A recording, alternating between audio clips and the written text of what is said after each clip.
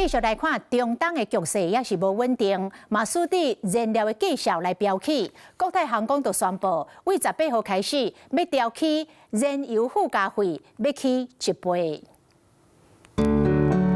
櫻花季節來啊，日本的春天迎接大批賞櫻花人潮。飛到加州，行入迪士尼動畫世界，美西嘛是台灣人旅遊的熱門選擇。不過受到美伊衝突的影響，若是飛往中東的機票起價，有部分航空公司宣布要起客運的燃料附加費。還是會考量每一趟旅費大概會花多少錢，畢竟會影響那個到時候旅遊的成本，就其他方面可能娛樂方面要減少一點。我感覺應該不會打那麼久吧。來看國泰航空宣布，10月開始第一隊航班燃料附加費會起新台票603塊，中途航班是增加新台票1130塊，若長途是起超過2400塊，等於是起1倍。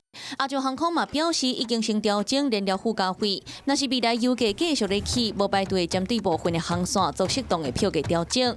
若華航、中營還有星宇航空是回應，會繼續關注國際局勢，評估敢要調整燃料附加費。燃油成本佔航空公司營運成本大約30%，那國際油價的波動都會直接影響到整體票價，而大部分的航空公司呢都有對應的避險機制來降低影響。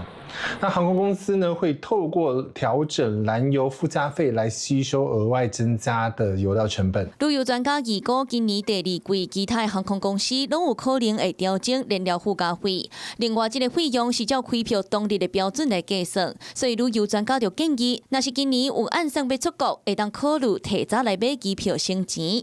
中東的局勢緊張，航空業者受到影響，業者嘛就要隨時提出因應的對策。